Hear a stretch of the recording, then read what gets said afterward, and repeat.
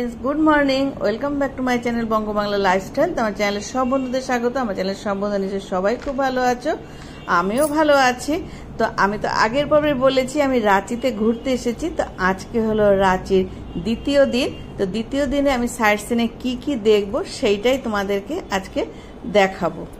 আমরা সকাল সকাল উঠে রেডি হয়ে 5:30টার মধ্যে গাড়ির সামনে চলে এসেছি। হোটেলের সামনেই গাড়ি ছিল। তো একই গাড়িতেই আমরা দ্বিতীয় দিন ঘুরছি। মোট টোটালে আমাদের 6000 টাকা গাড়িতে লেগেছে। এই গাড়িতে করেই আমরা আজকের সাইট সিনটা কমপ্লিট করব। তো চলো গাড়িতে উঠে পড়া যাক।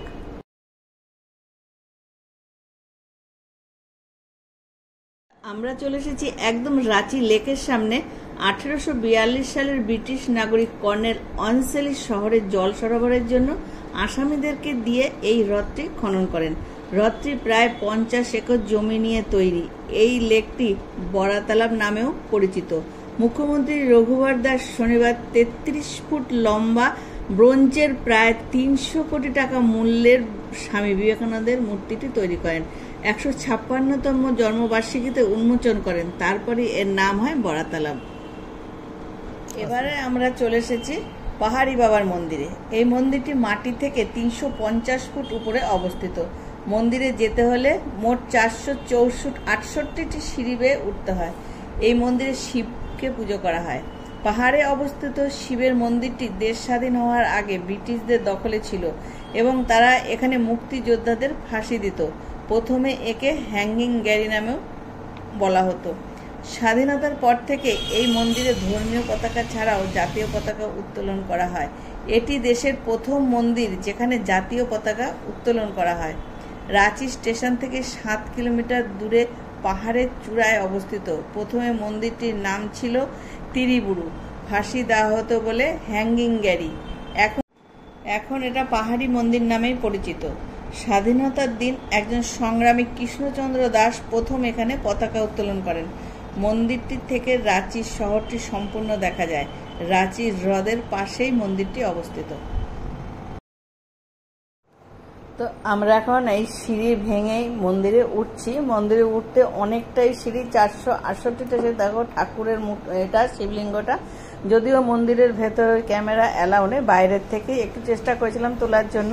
যাক, আমরা বাবার মাথায় জল টল ঢেলে এবার আমরা নেমে যাচ্ছি নিচে। আর ওপর থেকে পুরো ভিউটা তোমাদেরকে দেখিয়ে দিচ্ছি। খুব সুন্দর দেখা যাচ্ছে পুরো রাঁচি শহরটা এখান থেকে খুব ভালো দেখা যায়। তো এখন আমরা যাব রাজরাপ্পা মন্দিরে। এখান থেকে প্রায় 70 কিলোমিটার দূর। কিন্তু সকাল অনেক ভোরবেলা বেরিয়েছি, যেহেতু আমাদের চাটা কিছু খাওয়া হয়নি, তার জন্য আমরা একটা ধাবায় বসে দেখো চা খাচ্ছি। চাটা খেয়ে তারপর আবার আমরা রওনা দেব রাজরাপ্পা মন্দিরের দিকে।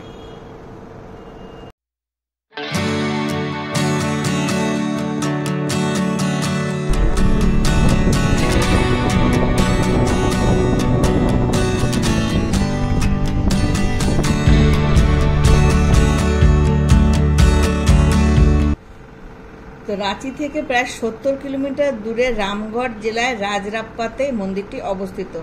এটা একটা শক্তিপীঠ। এখানে সতীর মস্তিষ্ক পড়েছিল।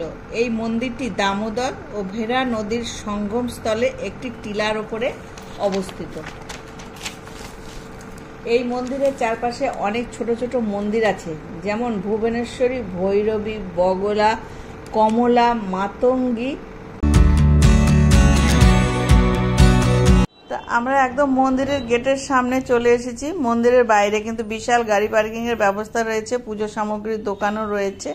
তো আমরা এখন মন্দিরের গেটের ভেতর দিয়ে ঢুকবো। ঢুকে পুজো সামগ্রী যা নেওয়ার নিয়ে তারপরে মন্দিরে পুজো দিতে যাব।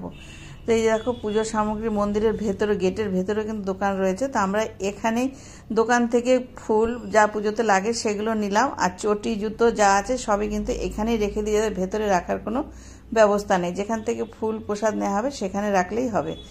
আর এই যে দেখো ব্যারিকেড সব দেওয়া রয়েছে। শনি, মঙ্গলবার, অমাবস্যা, পূর্ণিমাতে যখন প্রচুর ভিড় হয় এইগুলো কিন্তু পুরো মানুষে ভর্তি থাকে। তো আমরা যেহেতু একটা ছুটি মানে রবিবারে এসছি, তেমন কিছু ভিড় ছিল না, যার জন্য আমরা খুব তাড়াতাড়ি মন্দিরের ভেতরে ঢুকতে পেরেছি। লাইন একদম ছিল না বললেই চলে। তো এইটা হলো মূল মন্দির। তো মন্দিরের ভেতরে ক্যামেরা একদম অ্যালাউ নেই, তার জন্য বাইরেই যা একটু ছবি তোলা গেল। আর মন্দিরের ভেতরে ঢোকার প্রবেশ দ্বার কিন্তু একদমই ছোট, একজন একজন করে ভেতরে ঢোকানো হয়। এই রাজরাপ্পা মন্দিরটি কিন্তু অনেক পুরানো। ছিন্নমস্তা দেবীর পূজার জন্য বিহারের, ঝাড়খণ্ড, পশ্চিমবঙ্গ, আসাম এবং নেপাল থেকে ভক্তরা এখানে আসেন।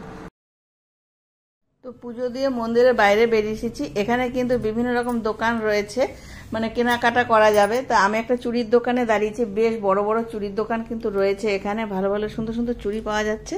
তো এখানে কয়েকটা চুড়িও আমি দেখো কিনে নিচ্ছি। তোমরা চাইলে এখান থেকে সুন্দর সুন্দর চুড়ি কিনে নিয়ে কিন্তু যেতে পারো। আর রয়েছে এই যে প্রসাদের দোকান, মানে প্রসাদ হিসাবে এখানে প্যারার দোকান রয়েছে। এখানে বড় একটা দোকান, খুব ভালো প্যারা পাওয়া যায়। তো প্রসাদ হিসাবে এই প্যারাও তোমরা নিয়ে যেতে পারো। মন্দিরটিকে আসামের কামাখ্যা মন্দিরের তান্ত্রিক স্থান হিসাবে বিবেচনা করা হয়। প্রাচীন মন্দিরটি ধ্বংস হয়ে যায় এবং পরে নতুন মন্দির তৈরি হয়। আমরা এবার চলে এসেছি পত্রাতু ড্যামে। তো এই পত্রাতু থার্মাল পাওয়ারে জল সরবরাহের উদ্দেশ্যেই এই ড্যামটি তৈরি করা হয়েছে।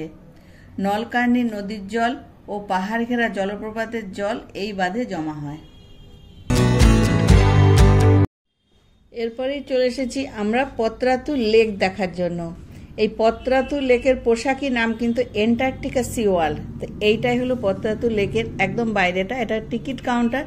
টিকিটের প্রবেশ মূল্য রয়েছে প্রতি 30 টাকা। তো আমরা টিকিটটা কেটে নিলাম। কেটে এবার দেখো আমরা ভেতরে ঢুকবো। বাইরে একটা বিশাল স্ট্যাচু রয়েছে। তো এই হলো গেট। এই গেট দিয়ে ভেতরে ঢুকে পড়েছি আমরা। আর পত্রাতু লেকের ভেতরে কি কি আছে সবটাই তোমাদেরকে দেখাবো। তো এইখানে রয়েছে বাচ্চাদের, ছোট ছোট বাচ্চাদের খেলার জন্য বিভিন্ন জিনিস, মানে বাচ্চারাই খেলার পার্কের মতন এটা একটা। তারপরে আরো ভেতরে প্রবেশ করব আমরা। তো এই হলো সেই লেক। এই লেকে কিন্তু বিভিন্ন রকম বোটিংয়ের ব্যবস্থা রয়েছে। তো এই বোটিংয়ের মধ্যে রয়েছে স্পিড বোট 1500 টাকা 6 জনের জন্য, আর সাধারণ বোট 800 টাকা, এটাও 6 জনের জন্য। আর আইল্যান্ড, ভেতরে একটা আইল্যান্ড রয়েছে, সেখানে ঘুরতে হলে নেবে 3000 টাকা। তো শীতকালে কিন্তু এখানে বেশি লোকের সমাগম হয়। এখন যেহেতু অফ সিজন, এখানে কিন্তু কম, লোক সংখ্যা অনেকটাই কম। এই দেখো একটা আইসক্রিমের দোকান রয়েছে, যা খুব গরম লাগছিল, একটু আইসক্রিম খেয়ে নেবো দেখে এখানে দাঁড়িয়েছি। আর লেগে এখন কিছুই আর দেখা নেই, সেরকম ভিড়ও নেই। যে আমরা যা উঠিনি, কারণ অনেকটাই ভাড়া, আমরা মাত্র 2 জন ছিলাম, তার জন্য আমরা মানে লঞ্চে, মানে নৌকায় আর উঠিনি। আর এগুলো হলো গেটের বাইরে। আবার চলে এসেছি আমরা বাইরে। বাইরের দেয়ালে বিভিন্ন রকম কারুকার্য করা রয়েছে, বিভিন্ন মূর্তি রয়েছে। আর বাইরে আমরা খাওয়ার জন্য এবার একটা হোটেলে এসেছি। একদম লেকের পাশেই একটা হোটেল রয়েছে, এখানে আমরা খাবো। তো আমরা নিরামিষ ভাতের জন্য অর্ডার দিয়েছি। নিরামিষ থালি এখানে 60 টাকা করে।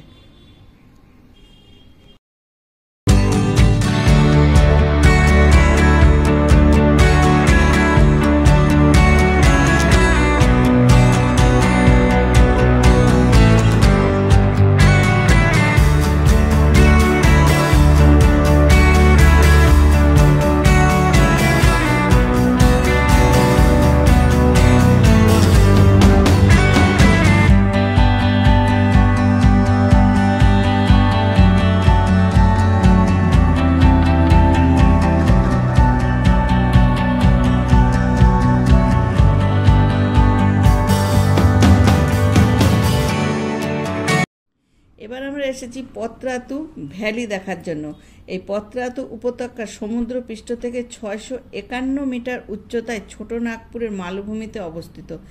এখানে ভিউ পয়েন্টে আসলে ওপর থেকে নিচের দিকে রামগড় সমতল ভূমিতে নেমে যাওয়ার যে সাপের মতো রাস্তা, এটা দেখা যায়। দূর থেকে পত্রাতু লেকও কিন্তু এখান থেকেই দেখা যায়।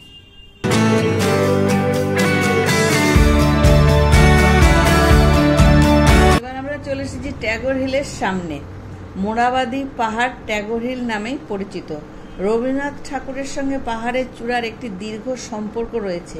রবীন্দ্রনাথের বড় ভাই যতীন্দ্রনাথ ঠাকুর তার স্ত্রী কাদম্বিনী দেবীর মৃত্যুর পর এখানে বসতি স্থাপন করেন। তিনি শান্তিধাম নামে একটি বাড়ি এবং ব্রহ্মস্থল নামে একটি স্মৃতিস্তম্ভ নির্মাণ করেন। তো যেহেতু ট্যাগর হিলের ভেতরে কাজ চলছে, সেহেতু আমরা বাইরের থেকেই দেখেছি, ভেতরে কিন্তু আমরা ঢুকতে পারিনি।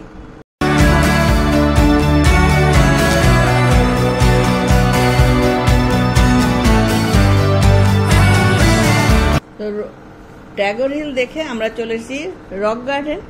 জয়পুরের রক গার্ডেন পর রাঁচির রক গার্ডেন গুরুত্ব ও খ্যাতির দিক থেকে দ্বিতীয় স্থানে রয়েছে। রাঁচির রক গার্ডেন তৈরি হয়েছে গোন্ডা পাহাড়ের পাথর থেকে। কাঙ্কের হ্রদটি এই রক গার্ডেনের কাছেই অবস্থিত। রক গার্ডেন একটি পিকনিক স্পট হিসাবেও ব্যবহার করা হয়। রক গার্ডেন সকাল 8টা থেকে রাত্রি 8টা পর্যন্ত খোলা থাকে। রক গার্ডেনের প্রবেশ মূল্য জনপ্রতি 30 টাকা।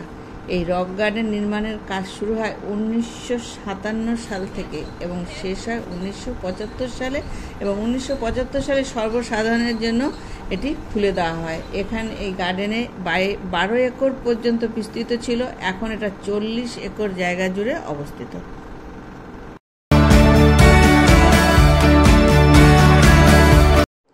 তো এই রক গার্ডেনের ভেতরে এই যে একটা বড় বিল্ডিং দেখা যাচ্ছে, এটা কিন্তু বিভিন্ন অনুষ্ঠানের জন্য ভাড়া দেওয়া হয়। আর এই রক গার্ডেন বলতে এই যে কাঙ্কি হ্রদ, এই যে রক গার্ডেন থেকেই কিন্তু দেখা যাচ্ছে।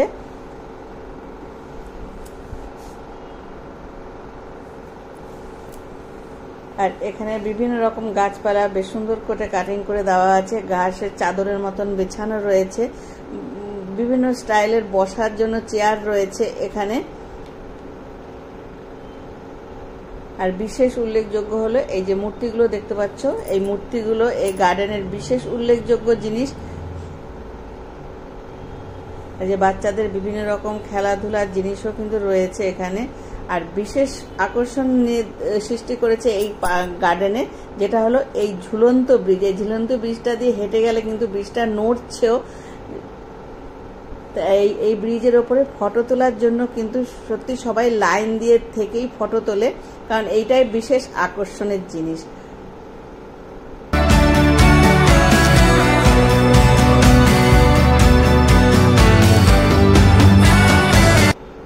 আর এখানে বাচ্চাদের খেলার জন্য টয় ট্রেন রয়েছে। যেহেতু এখন অফ সিজন, সেহেতু কিন্তু এই টয় ট্রেন এগুলো কিন্তু সব বন্ধ রয়েছে। বিভিন্ন রকম খেলাধুলার সব জিনিস এই পার্কের মধ্যে এখানে রয়েছে।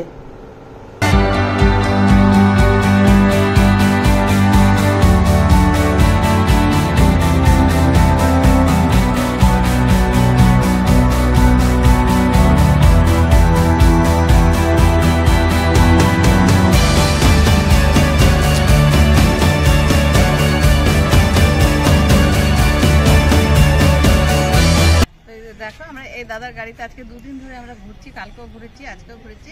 একই প্যাকেজ আমাদের, একসাথেই ভাড়া হয়ে গেছে 5,500 টাকায়। আমাদের পুরো 4টে ফলস আর যা যা সাইট সিন আছে সব দেখিয়েছে। এমনকি দাদা রাগ বলতে কিচ্ছু নেই, যেখানে আমরা দাঁড়াতে বলেছি সেইখানে দাঁড়িয়ে আমাদের ফটো তুলে দিয়েছে, আমরা নিজেরা তুলেছি, ভিডিও করেছি, সব করেছি।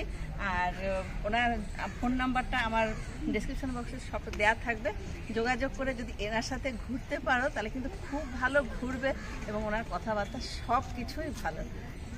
তো আমার রাঁচি ভ্রমণের দ্বিতীয় পর্ব আজকের মতন এখানেই শেষ হলো। তো তোমাদের যদি ভালো লেগে থাকে তাহলে ছোট্ট লাইক করে দিও, আর কমেন্ট বক্সে জানিও যে কেমন লাগলো, আর ভিডিওটা অনেক অনেক শেয়ার করে দিও। আর আমার নতুন বন্ধু যারা আমার এই ভিডিওটা এখন দেখছো, আমার চ্যানেলটা এখনও সাবস্ক্রাইব করোনি, তারা তাড়াতাড়ি সাবস্ক্রাইব করে দিও, আর পাশে থাকা বেল বাজিয়ে দিয়ে অল করে দিও, যাতে সবার আগে আমার সব ভ্রমণের ভিডিও তোমাদের কাছে পৌঁছে যায়। তো আজকের মতো টাটা।